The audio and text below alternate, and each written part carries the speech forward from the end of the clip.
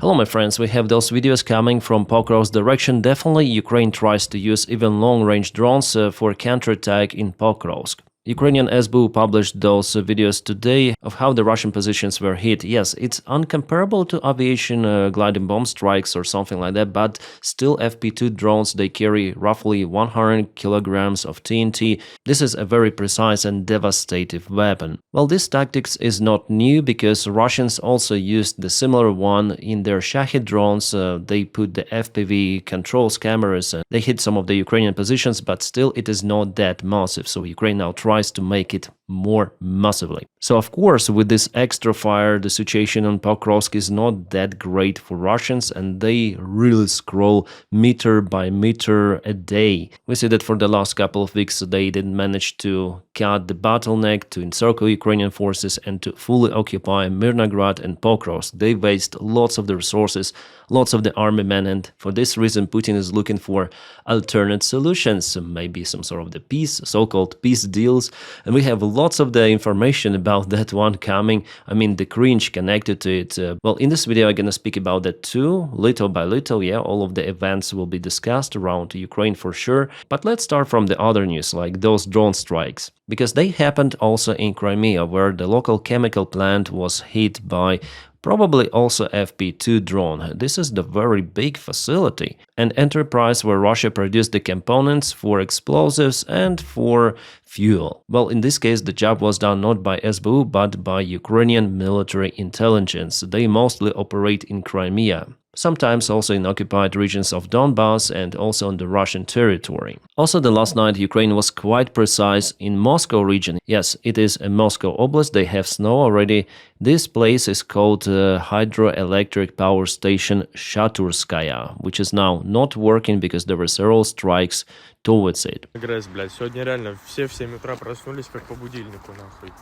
Russians say that they woke up not by alarm but by Ukrainian drone strikes.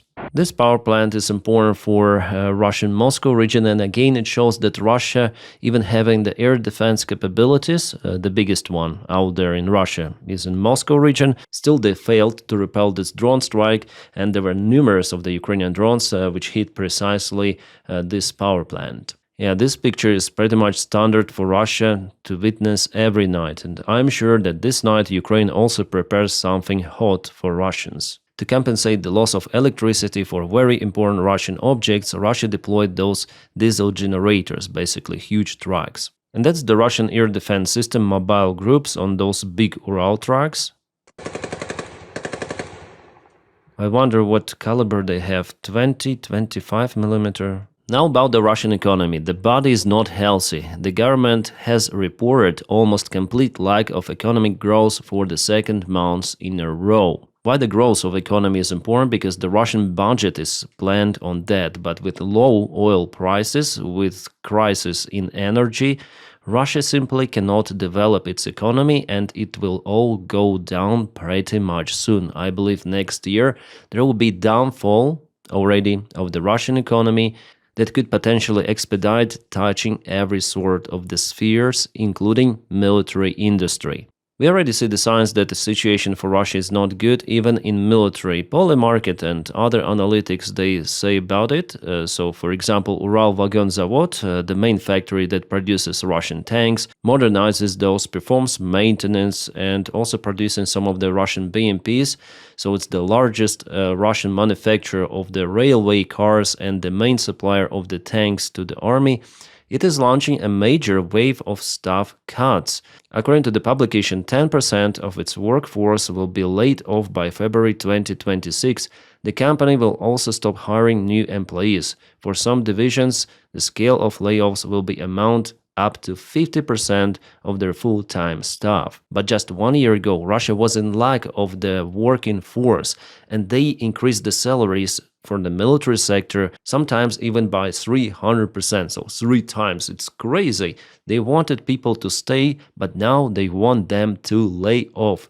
It tells a lot about the situation with even Russian military-industrial complex, the main feature actually for the Russian economy to stay floated, because if people work out there, they also need other services like bars, restaurants, barbershops, more vodka shops. Everything of that is supporting the Russian economy. Russia pays more from its budget, but Russia cannot live like that forever, because what they produce is being finished on the front lines. I mean, completely finished. So there is no additional value added to those products. You cannot live like that for years, years and years. So of course there will be stagflation and deflation of the Russian currency and the price for the working hours for average Russians.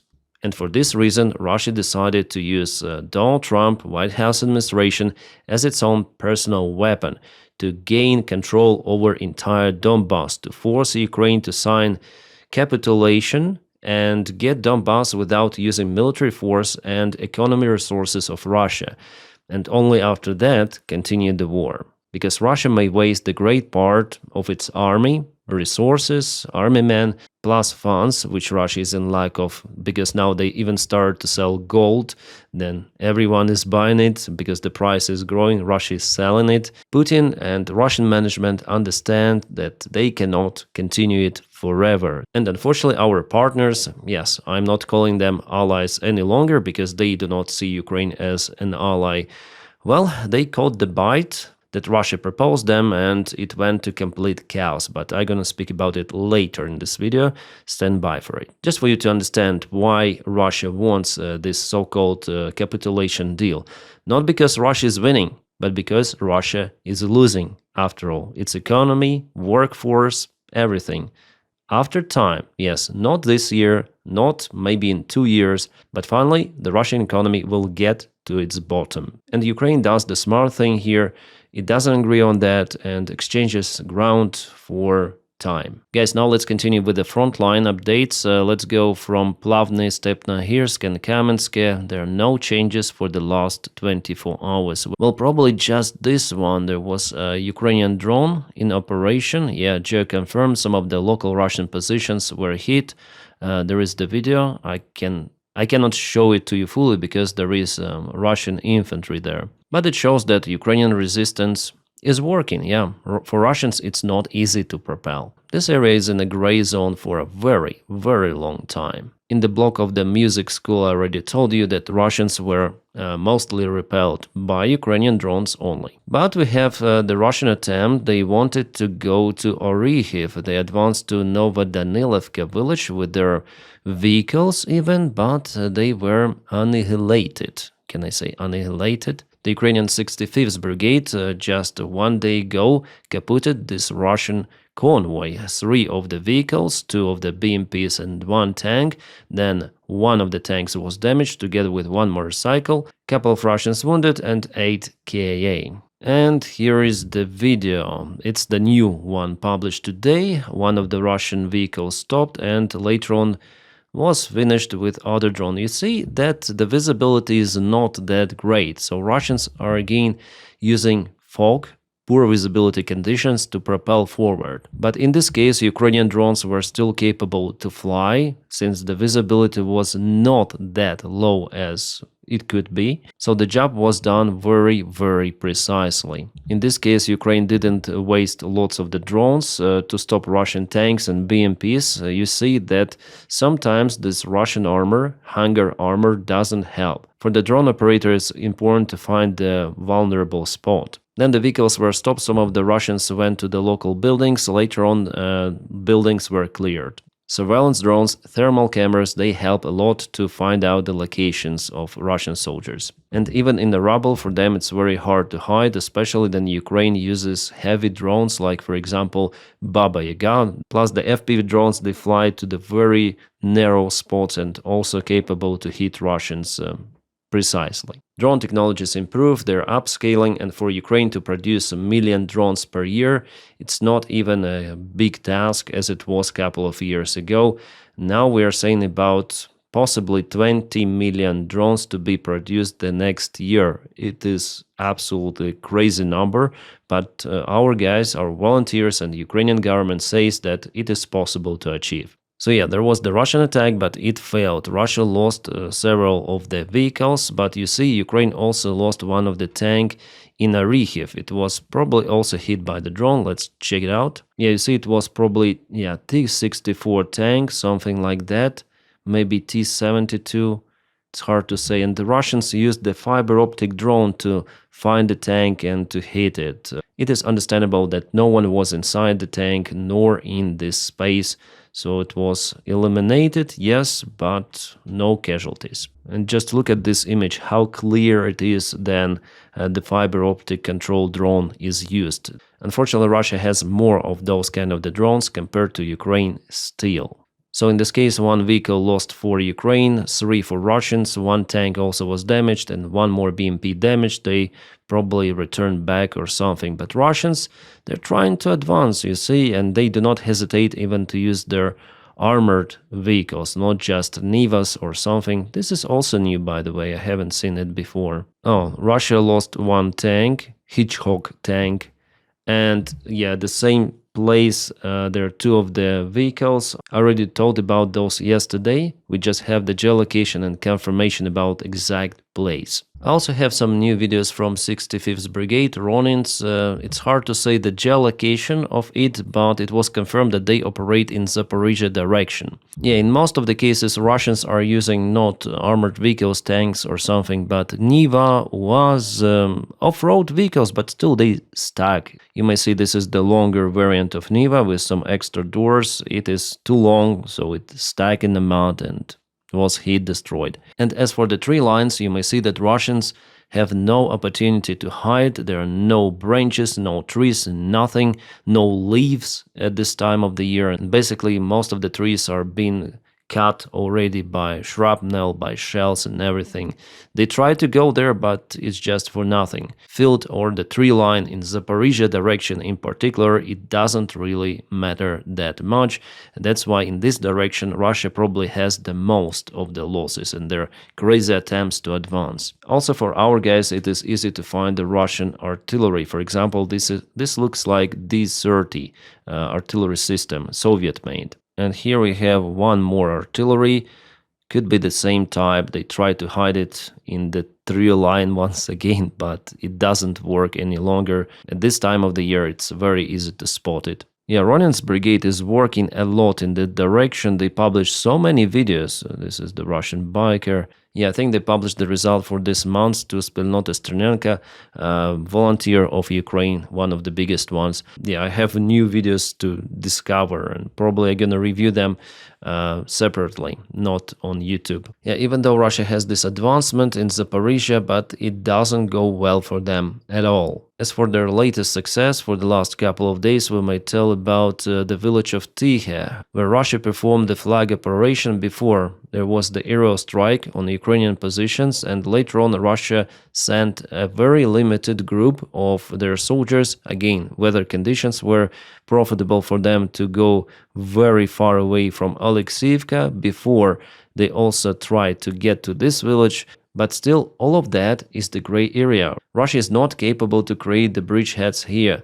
They go from one village to another, propelling with a very, very small forces, like 1-2 soldiers. And for example, here they take photos. It could be a single soldier with the same Russian flag who may take picture from different areas. And unfortunately, yeah, for Ukraine, it's not profitable to hold infantry there. Usually they're withdrawn behind the Vovcha river and Ukraine just operates with a drone. So we may tell that this entire area is the gray area where Russians may operate sometimes Ukraine. Our guys understand that Russians may use aviation gliding bombs, so it's better to take cover in robust positions. But for Gerasimov, this map looks not like that. It is already like this, because he doesn't understand what is gray area, what is partially controlled territory. I'm sure that he painted it like this and tells to Putin that soon Russia will occupy Pokrovsk. But de facto it's not like that, even close. Okay, more to the east, Russians again tried to move their forces towards Novopavlovka, and again they were hit. Yeah, the video quality here is not good, but it seems like Novopavlovka is a new way how to trap Russian forces. They just go, go, go like zombies, and Ukraine is just using drones. Russians cannot propel from that village or to somehow resist in this village. They all were kaputted once again. And yeah, about Pokrovsk, Ukraine tried to use some of the drones on industrial area. Russians are gaining some of the ground in this quartal area, close to the central part, and also they propel a little in attempt to close the bottleneck for Ukrainian army. Well, I still don't know why Ukrainian military command keeps our forces in Mirnograd, especially then I saw the video I told about you yesterday, then Russians capable to imprison 5 of Ukrainian soldiers and later they finish them off. It's crazy. Yeah, so I'm very, very disappointed. Again, I'm calling for reforms in Ukrainian military command, but it's because it's very risky, you see, and there is no other choice than to leave after all. But in this case, unfortunately, with casualties, well, likely it's not Bakhmut. We're not speaking about thousands of Ukrainian troops, but still, every life of Ukrainian soldier is very precious. So as for me, neglectance is still out there. There was the information about the Ukrainian massive counterattack, the presence of the Ukrainian forces in the central part of the Pokrovsk. Guys, it is not true. I can show you the face where this information is coming from. Yeah, it's our favorite military commander of Ukraine who said that Ukrainian army broke through Pokrovsk with a massive counterattack and took the central part under control. I think he fits Kadyrov's army perfectly. The way he looks, the way he says bullshit. Yeah. Valentin Manko, that's his name, colonel of the Ukrainian army, who leaked classified information through his TikTok. He's still out there. He's not being dismissed by Syrskyi. Our officers even are calling to dismiss him, but no, nothing is happening. Yeah, both of the sides are making fun of him, Ukrainian and Russian one. This guy shouldn't be a commander, he's very incompetent and he tells absolute bullshit. Not just in his social media he lies, but also he tells that stuff in his reports. It was confirmed by the guys and the soldiers who are under his command. And there's the company, like several people who left the Ukrainian army because of this guy. Yes, yeah, they voluntarily left because they don't want to lose their lives for nothing, for incompetent person. So yeah, Ukrainian command, sometimes it is strange.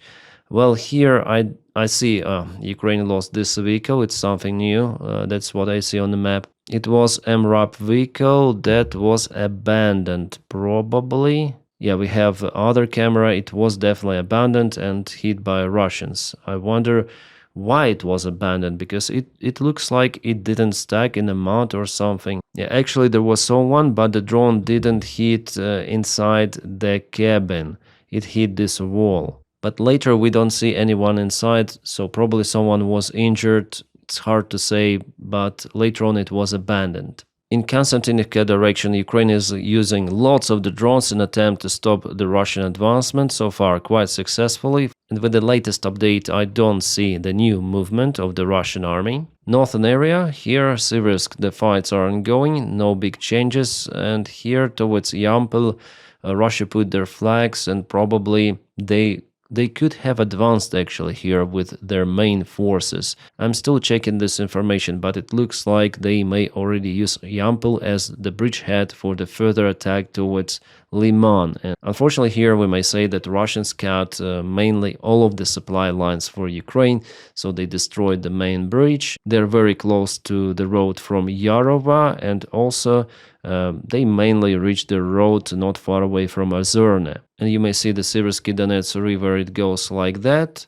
So the area mostly became isolated. Only with the help of the Panton bridges, Ukraine may supply its forces, but those bridges are being identified and also hit by Russian aviation gliding bombs, Russian artillery drones, so it's very risky to put those Panton bridges.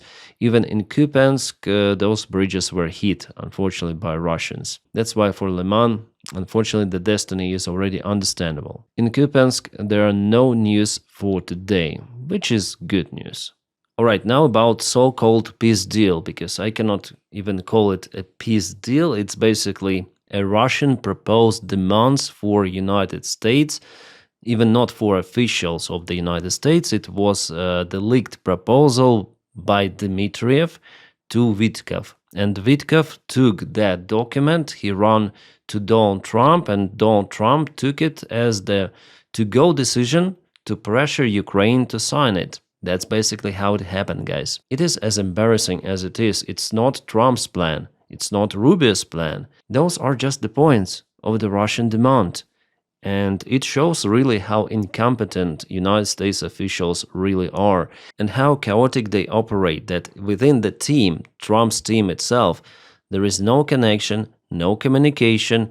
They just want to show that they're doing something, then in fact, they're unaware about the subject or what is happening. Nevertheless, for 2 days there will be the meeting where two of the sides will correct all of those 28 points, maybe not all of those, but it doesn't really matter because Putin already reported that he will continue. The goal for Putin is to continue the war while he can. And if Ukraine doesn't want to give up Donbass voluntarily as a result of those so-called agreements, well, in this case, Putin say that they're quite comfortable with military, but we understand that he's not comfortable. Otherwise, there will be no any attempts from Russia to pressure Ukraine via United States of America to give up Donbass just like that. It means that something is going not according to plan for Russia. So let's go step by step to understand the chaos with those peace agreements. The initial leak was coming from this gentleman Barak Ravid, who is partially employed or reporting for Axios source. He published this article on November 19th on Axios website. Trump plan asks Ukraine to cede additional territory for security guarantee. And he obtained this information from the Russian side. Could be from Dmitriev. Could be not from Dmitriev, but somehow he got this access himself, personally. Someone leaked it to him. Could be official also who is working with Dmitriev and not Dmitriev himself. After he revised this so-called document, which is not actually a document, this is the proposal from the Russian side of how to deal with the Ukrainian question, just a proposal. He understood it as some sort of the agreement between Donald Trump and Ukraine. Then in fact, Dmitriev was cooperating, yes, behind Trump's back with Vitkov. They were discussing this issue. By that time, there was no attempt from Vitkov to make it some sort of the sensational agreement or something. But after that leak, and Barak Ravid posted it also on Twitter, Steve Vitkov saw it, and because he is not that close familiar with modern-day technologies, with all of those gadgets, he confirmed that he must have got this from Kay. Maybe he was trying to type to some private message, but something slipped and he replied it openly to Barak Ravid as a comment. He must have got this from K. K means Kirill Dmitriev. So Steve Vitkov didn't leak this information. They were discussing the potential points of the peace plan with Dmitriev. Again, not informing Trump or Rubio about those conversations. Well, maybe Trump knew that Vitkov is just blah blah blah with Dmitriev, but now it is evident that Trump didn't know about those 28 points or whatever points. This document was not on Trump's table. Even then, he started to pressure Ukraine damn hard. Yeah, later on, Steve Vitkov deleted this message, but it was too late because it already appeared in internet. So people just took the screens and that's it. And later it created this informational wave, like what are those secret agreements, what is the document, and Financial Times plus Reuters also started to publish their articles. They referred to some of the unknown sources. So what Vitkov did, he went to Donald Trump and said, we were discussing some plan with Dmitriev, and for the first time Trump became aware of what is happening. But there was already informational wave created. It is now we know from multiple of the sources that the peace plan, consisting of 28 points, was developed by Trump's special envoy Steve Vitkov and Putin's special envoy Kirill Dmitriev. Trump's son-in-law, Jared Kushner, was also involved in discussion. Yes, Witkoff, Dmitriev and Kushner, they were discussing the plan, but it was leaked because Russians wanted it to happen. And Secretary of State Marco Rubio knew nothing about preparation of the plan. Donald Trump also saw it at the last moment, but approved it after being informed right away. My friend Witkoff, is it plan good? Witkoff says, yes, it is good. It is already known everywhere, media write about it, so we have to say that it is our plan that created by our administration. Then de facto, United States administration has nothing to do with that plan, and Marco Rubio was definitely unaware, together with Donny, and they didn't even read the plan. Then they started to press Ukraine. Guys, it is 100% because if they read it, they would understand that they are getting themselves into this trap. So the pressure on Ukraine, on Zelensky, was just astonishing and happening at the worst time period possible. It was a perfect storm, and everyone was shocked. Even on 20th of November, it was evident that those points, they're unacceptable by any sort of the state, not just by Ukraine, but by any sort of the state. Those are violating all of the international laws. They're forcing Ukraine to basically surrender its territory voluntarily to Russia, the territory that has not yet been occupied by Russians. The parallel is clear. This is like appeasement of Adolf Hitler before the Second World War. Ukrainian allies also were shocked, and the next day there was the visit of Driscoll, who is a friend of J.D. Vance, to Kiev. At first, the aim of the visit of the Pentagon general was the discussion about sharing drone technologies, but on the way, Donald Trump gave him the special order to speak about capitulation, or you may call it a peace plan. Yes, Daniel Driscoll, he delivered this message from Donny that Ukraine should basically surrender. He was kind of like that, smiling in front of the cameras, but behind the closed door, there was the meeting between him, Ukraine at first, and there were some of the ambassadors of the European Union. And he tried to morally push everyone. According to Reuters, representatives from the European Union, they were disgusted with his behavior, telling that we don't care what is there in those points. We need to get this shit done. You should take this initiative from Donny. It is the peace plan. So he's like this General Soldaphone, we call those like that. Oh, I got the order, you should obey me, everyone should obey. Later the same evening, Zelensky recorded his address to people because he was pressured so much that and he was forced to come out with a message, guys, we're up to lose our key partner, key ally, the United States of America. Well, as for me, we lost it a long time ago after Donald Trump was elected, honestly. Now it's just a formalization of that divorce. Well, the same day Putin wore the military uniform, he organized his own meeting, saying that the only way to reach peace is to reach the goal of the special military operation. He met with Gerasimov, other generals. He clearly showed that he is not interested in peace. Peace for Putin is only in the best case scenario for Ukraine to give up Donbass voluntarily, and later on Putin will continue. That's $1,000,000%. Not mathematically correct, let's say 100%, okay? But the next day, Putin was wearing his suit and also said that, oh, we have just obtained that plan from Americans via our channels. Okay, that plan is not really what we spoke about during Alaska meeting, but we may consider it because, there are some of the concessions for our side, and de facto there are no any concessions from Russia. It is just Ukraine which is being pushed. And maybe I may accept that Putin himself, he didn't know about the details of that plan because it was developed by some of the clerk from the Russian FSB who gave all of those points to Dmitriev, and Dmitriev took it as the base that was later on leaked with a great probability by the Russian side. Maybe some prankers leaked it somehow, maybe got the access and leaked it to Axios. Well, nevertheless, it became public.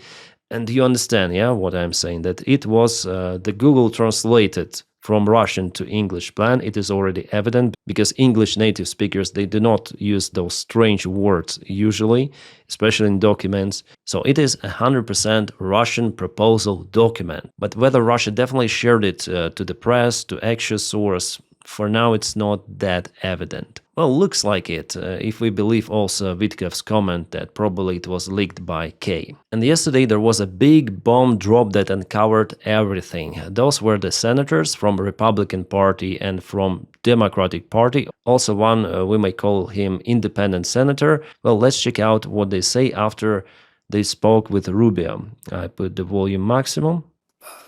Secretary Rubio did make a phone call to us this afternoon. I think he made it very clear to us that we are the recipients of a proposal that was delivered to one of our representatives. It is not our recommendation. It is not our peace plan.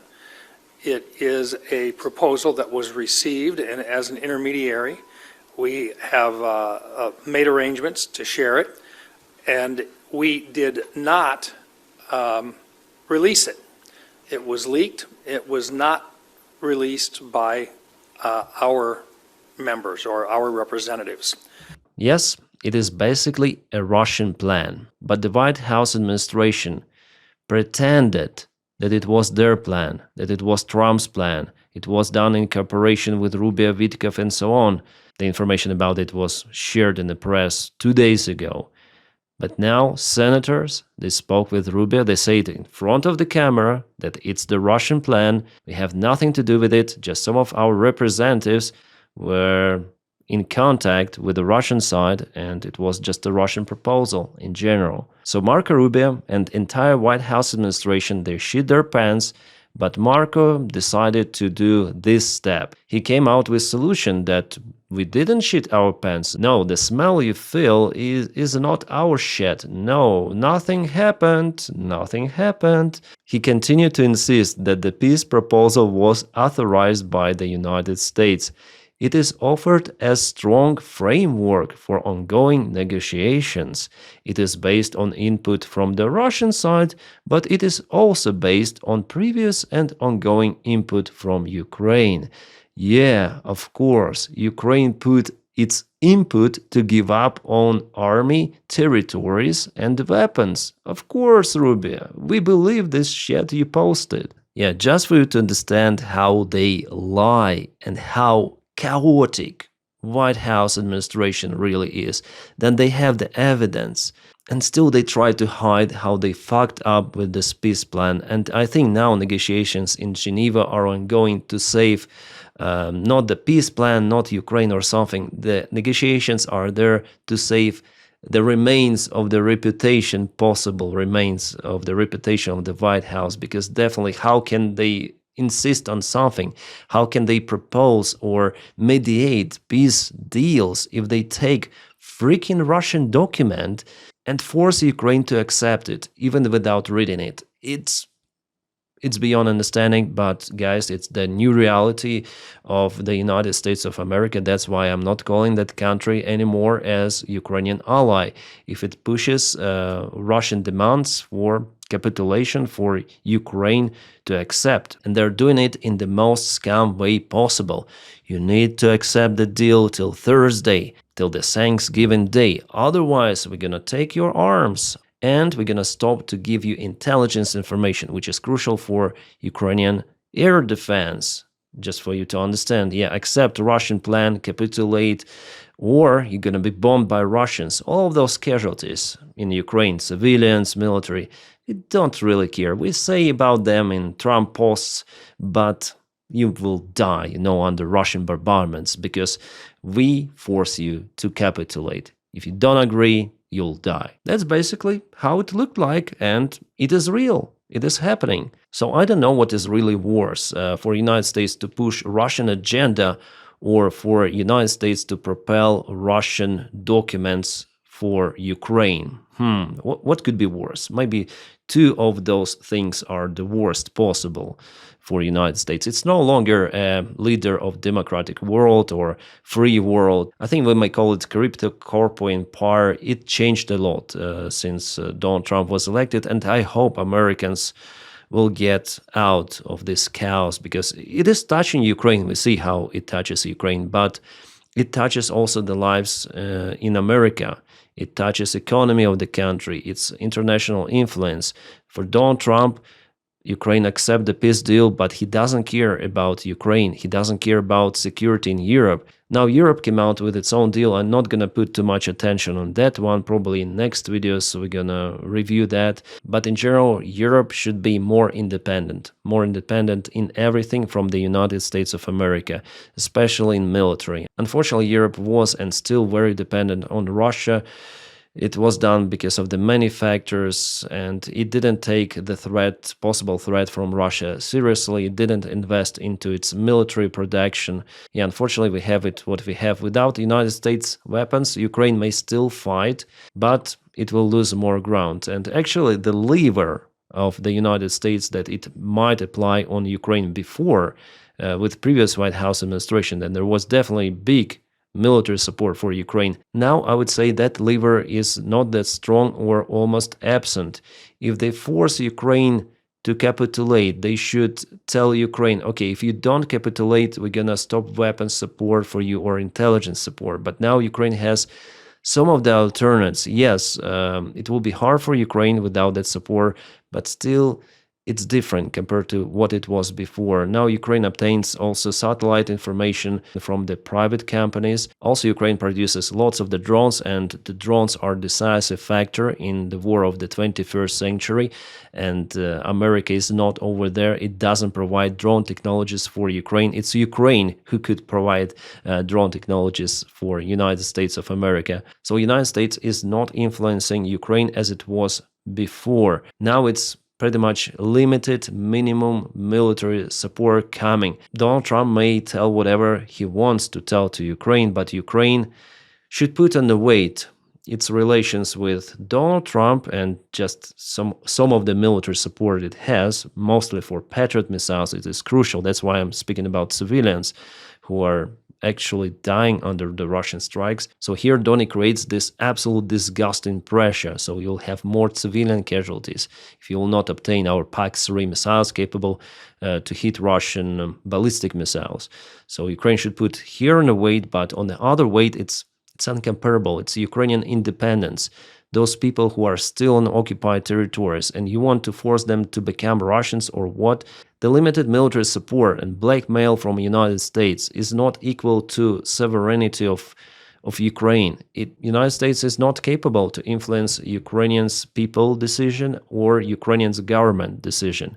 And I communicate with our guys on the front lines. They say that even if they had the order to withdraw, I spoke with two of them, okay? If they had the order to withdraw, they would not commence to that order. They would stay on their positions and continue to defend Ukraine. And the vast part of Ukrainian army thinks exactly like that. So we'll see what might happen tomorrow, because the peace deal has already been modified. It was reported by Ruzzia, again himself. But this situation really shows that the incompetence of the White House, that the administration is totally unaware of what is happening, and it doesn't want to be aware, which is outstandingly bad. It has never happened like that before. I would say in the history that the country with the biggest economy, biggest army would behave like that. I would say it's acceptable for the countries like maybe Chad, Somali. For United States, no. And tell me, guys, tell me if it is normal, like honestly, even if you support Donny, tell me, is it normal to repost that someone put the prompt in artificial intelligence, creating this sort of the image, and President of the United States of America reposted that? Is it normal? I don't think so. Guys, we're at the very, very bottom of politics, and it is very dangerous. Dangerous for entire world. Putin understands that if Donald Trump is pushing Ukraine like that for Russian demands, it is clear for him that the United States will not defend its allies in Europe. It's 100%, and Putin might prepare something really big. The next week I'm planning to record one more video about the possible war between NATO and Russia in Europe, and why Putin wants to have it and why it is almost imminent. We have all of those signs pointing out that it will happen. My friends, we need to be ready even for that scenario. Yeah, not a positive news at the end, but I tell how I think based on the information I got out there, public information available. I have my own logic and I tell you about it. And thank you guys for your kind support on Patreon and also membership. If you want to follow me on Patreon, the link for it just in the video description below. For follow me on membership, just press this button somewhere, join. Thank you guys for making this content possible. Without you, my job would not exist. If you don't have the opportunity to support me like that, you may press your like to this video and also subscribe for the channel. By doing it, you also propel this video in YouTube algorithms. Your subscriptions, your likes, sometimes even comments are very important.